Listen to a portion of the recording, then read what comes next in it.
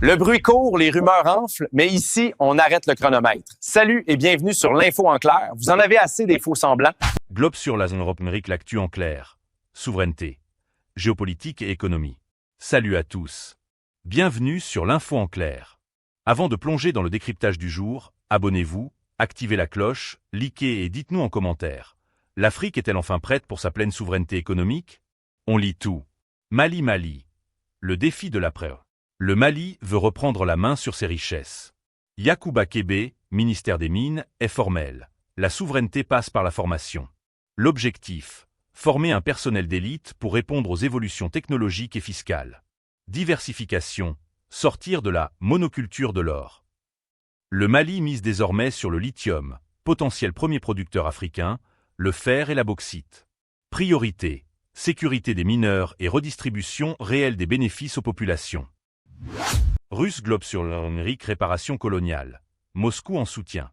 La Russie propose son aide scientifique, mathématiciens, économistes, aux pays africains pour chiffrer avec précision les dommages de la colonisation.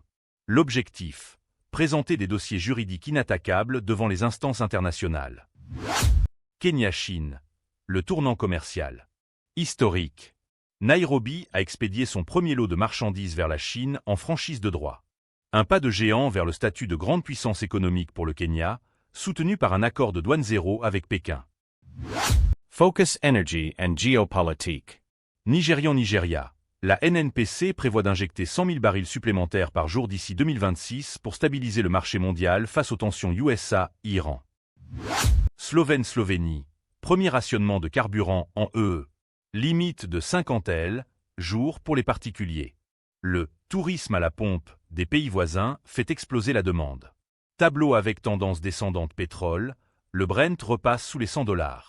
Le marché souffle dans l'espoir d'un accord diplomatique entre Washington et Téhéran. Bouclier tension et diplomatie. Duel Iran-USA. Téhéran se méfie des ruses de Donald Trump. Si des négociations s'ouvrent à Islamabad le 26 mars, l'Iran exige de discuter avec J.D. Vance, jugé plus modéré que le cercle habituel de Trump. Somalie, séisme politique. Le gouvernement fédéral suspend l'administration de l'État du Sud-Ouest.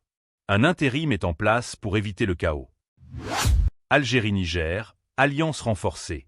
Signature d'accords majeurs dans l'énergie, la santé et l'éducation pour booster la coopération Sud-Sud. Mémoire et société. ONU. Le 25 mars pourrait marquer un tournant. Le Ghana pousse pour que la traite des esclaves soit officiellement reconnue comme le plus grand crime contre l'humanité, ouvrant la voie aux réparations historiques. Gorille espoir en RDC.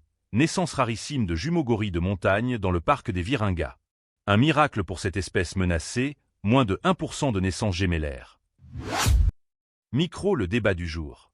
Le Kremlin tempère. Malgré les annonces de Donald Trump sur un accord imminent en Ukraine, Moscou reste prudent. Aucun contact officiel n'est encore confirmé.